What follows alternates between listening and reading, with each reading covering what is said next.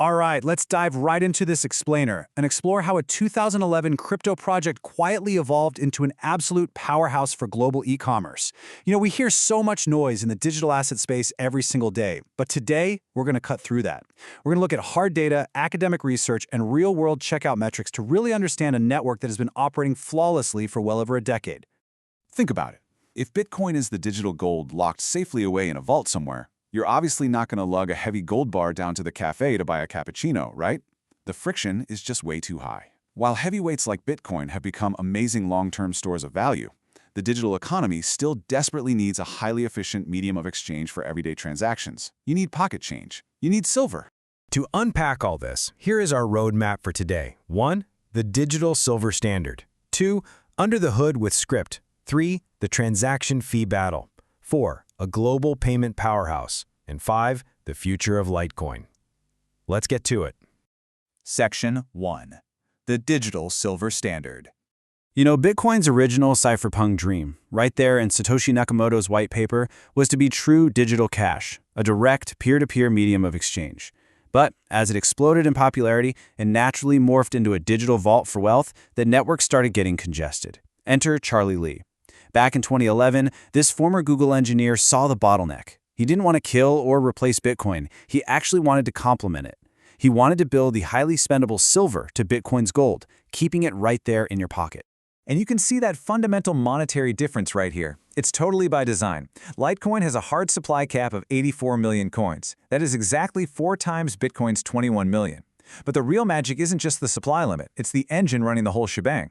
While Bitcoin relies on the SHA-256 algorithm, Litecoin rocks a completely different algorithm called Script, which was specifically built to handle everyday high-volume transactions. Which brings us to Section 2, Under the Hood, Script. Okay, looking at David Watkins' academic research on script mining, we see these processes called ROM mix and Salsa 20/8. Now, standard Bitcoin mining is basically a pure horsepower race. Processing speed wins. But Salsa 20/8, it intentionally forces the computer to constantly read and write to its memory. It's kind of like a chef who has to walk all the way across the kitchen to the fridge for every single ingredient, instead of just chopping at lightning speed right there on the counter. It's a deliberate bottleneck designed to make the network operate in a fundamentally different way. So what do we call that? A memory-hard algorithm. By taking this route, Litecoin originally aimed to be GPU-resistant, letting regular folks mine it with standard computer CPUs way longer than Bitcoin allowed. Now sure, specialized hardware did eventually catch up, but this memory-hard foundation allowed Litecoin to carve out its own distinct, high-throughput mining ecosystem. The payoff? It pumps out a new block every 2.5 minutes. That is literally 4 times faster than Bitcoin. All right, Section 3, the transaction fee battle. Let's look at some network fee data from BitGet, because honestly, this is where the rubber meets the road. When traffic spikes, absolutely nobody wants to pay a $50 fee and wait an hour just to buy a $40 digital service. Bitcoin fees can soar well over $100, and Ethereum is practically famous for gas fees hitting $50 or more. But then you look at Litecoin. Even during crazy high network traffic, its fees just hover between 5 and 10 cents. Because it's clearing blocks 4 times faster, its waiting room for transactions almost never gets clogged up. This incredibly reliable pennies-on-the-dollar fee structure is an absolute game-changer for practical, everyday digital commerce. Moving on to Section 4, a global payment powerhouse. Wall Street loves to speculate on Bitcoin as pure financial property, but the hard checkout data paints a completely different picture for Litecoin. Check out this 2025 year-to-date data straight from CoinGate, a major crypto payment processor. Over 70% of Litecoin transactions are happening in very specific digital-first industries. Web hosting leads the pack at 31.2%, followed closely by proxies and gaming. These are the folks actually spending Litecoin, day in and day out. In fact, in the proxy sector, Litecoin regularly beats out the euro, Bitcoin, and even stablecoins to be the absolute #1 currency of choice at checkout. Pretty wild, right?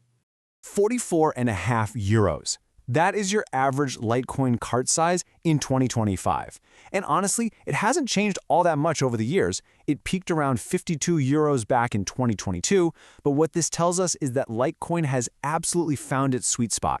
People aren't using it to buy multi-million-dollar real estate, and they aren't really using it for tiny microtransactions of just 2 cents either. It is the perfect, frictionless middle ground for purchasing online digital services and monthly subscriptions. And we're talking about a truly global shopper base here. Yeah, almost a quarter of the volume comes from the United States, with solid representation in tech-heavy European nations like Germany, the UK, and the Netherlands. But take a look at Nigeria at 7.1%. Litecoin is out there delivering fast, low-fee utility in advanced economies, while at the exact same time providing vital, borderless financial access in emerging markets where traditional banking rails are either broken or just prohibitively expensive. Finally, let's wrap things up with Section 5, the future of Litecoin.